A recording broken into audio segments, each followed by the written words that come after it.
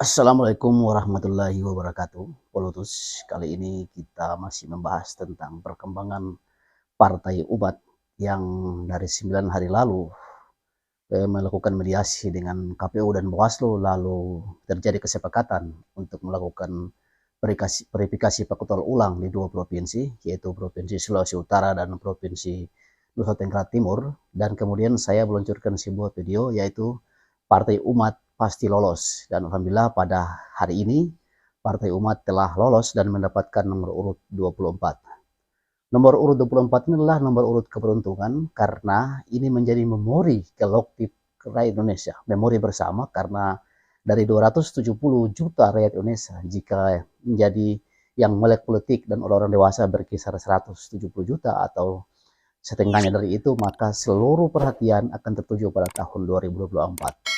Dan hal ini alhamdulillah nomor urut 24 yang diterima oleh Partai Umat menjadi memori bersama, memori kolektif. Nah, ini sebuah keberuntungan juga yang harus disyukuri oleh Partai Umat karena lagi-lagi mendapatkan tanda-tanda alam. Pertama, ketika dia harus diperpak sampai 3 kali dan menjadi perhatian banyak orang. Lalu yang saat ini ketika menarik nomor urut, ya, dari 18 partai yang lolos, mungkin sudah ditambah dengan Partai Aceh, sehingga nomor urut yang terakhir yang diambil oleh Partai Umat, dan kebetulan nomor urut 24, yaitu ketika memasuki tahun 2024. Jadi beberapa keberuntungan-keberuntungan ini harusnya bisa diakumulasi atau bisa dikapitalisasi oleh Partai Umat menjadi sesuatu yang bisa menguntungkan oleh Partai Umat itu sendiri.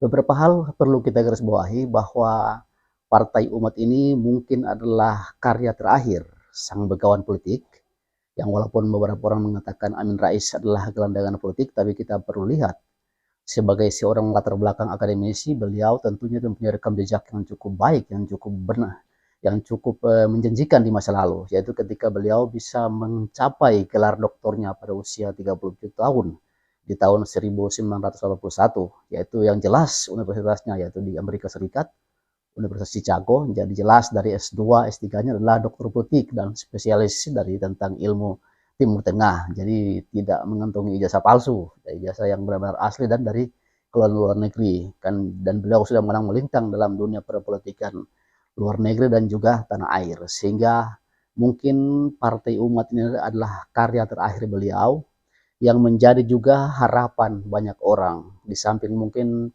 masih banyak pihak-pihak yang skeptis, masih banyak pihak-pihak yang apatis dan bahkan sinis atau nyinyir terhadap keberadaan beliau di Partai Umat ini.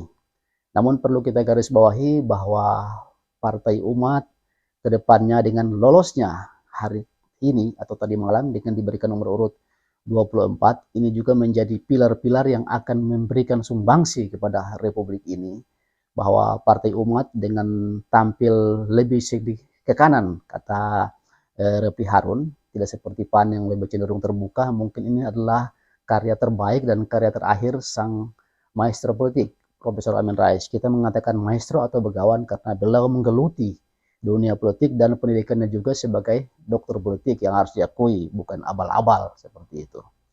Jadi Polotus dimanapun berada, jadi kali ini lengkap sudah 18 partai yang akan ikut berlagah di pemilu 2024 ditambah dengan Partai Aceh, sehingga Partai Umat mendapatkan di urutan yang nomor urut 24. Nomor urut 24 ini adalah nomor urut yang dianggap cukup beruntung karena seluruh memori kolektif masyarakat Indonesia akan tertuju pada tahun 2024. Sehingga nomor urut ini harus bisa didesain atau bisa diakumulasi sebaik mungkin oleh pengurus-pengurus Partai Umat sehingga bisa membawa keuntungan seperti itu. Jadi lagi-lagi Partai Umat diuntungkan. Pertama, ketika verifikasi faktual mereka sempat terhambat, sempat ada kerikil-kerikil yang mengajal sehingga harus perpak ulang di dua provinsi. Kemudian setelah mendapatkan nomor urut, ya nomor urut yang terakhir, tapi nomor urut hoki, nomor urut keberuntungan, karena seluruh perhatian rakyat Indonesia itu masuk pada tahun 2024 dan nomor urut mereka adalah 2024. Jadi ini cukup bagus. Ini adalah tanda-tanda alam, inilah anugerah yang harus disyukuri oleh konstituen Partai Umat dan pengurus Partai Umat. Nah, dengan keberadaan tersebut bahwa Partai Umat telah menjadi peserta pemilu, dan artinya Partai Umat kemungkinan besar juga dengan yang saya pernah jelaskan dalam video-video sebelumnya bisa punya peluang lolos di Senayan karena mempunyai irisan-irisan konstituen suara yang pertama dari misalnya pecahan-pecahan suara PAN yang mungkin tidak terawat dan itu bisa lari ke Partai Umat. Kemudian suara-suara umat Islam yang bagaimana terkumpul dalam kelompok alumni 212 itu juga mungkin bisa berlabuh di Partai Umat.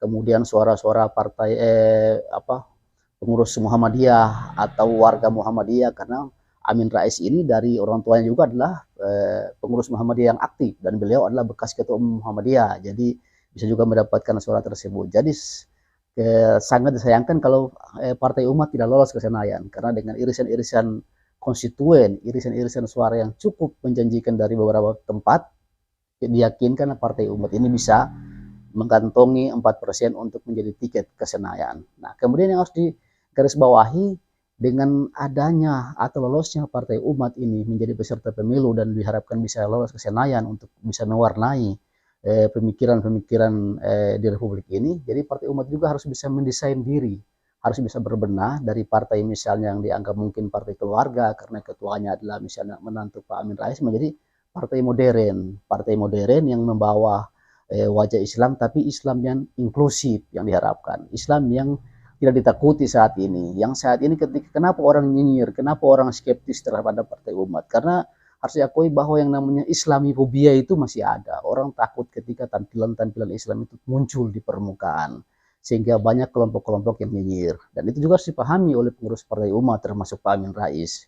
Bahwa dari 270 rakyat Indonesia, yang 80% umat Islam itu tidak semua bisa diajak ke nahi munkar. Masih 80% umat Islam itu pada posisi umat Islam yang diam, umat Islam yang berbuat-buat baik saja. Ketika diajak untuk bernahi munkar, masih banyak yang ogah, masih banyak yang berpikir berkali-kali seperti itu. Dan ini resiko bagi Amin Rais dan Partai Umat, sehingga harus bisa meramu, harus bisa membangun harmoni di tengah-tengah kondisi umat Islam Indonesia yang seperti itu, sehingga Partai Umat bisa mendapatkan simpati dan bisa mungkin besar ke depannya. Nah, sebagai seorang dokter politik, sebagai seorang bekawan politik, saya berpikir Pak Amin Rais sudah memikirkan hal ini, sudah mendesain hal ini. Dan ini di usia senjanya mungkin ini karya terakhir beliau. Karena kalau kita lihat tokoh-tokoh besar dunia seperti Nelson Mandela itu menjadi presiden di usia 76 tahun. Kemudian Mahathir Muhammad menjadi Perdana Menteri di usia juga 75, 76 seperti itu. Jadi di usia yang 78 Pak Amin Rais kali ini ya mungkin ini karya terbaik beliau yang terakhir sehingga butuh diramu kembali, butuh dipikirkan kembali tentang Partai Umat ini untuk tampil di tengah-tengah masyarakat Indonesia yang plural seperti ini. Boleh tampil dengan wajah Islami, tapi wajah Islam yang inklusif, yang tidak membuat orang menjadi pesimis dan cibir di mana-mana, tapi mulai orang merasakan kehangatan dari kehadiran Partai Umat.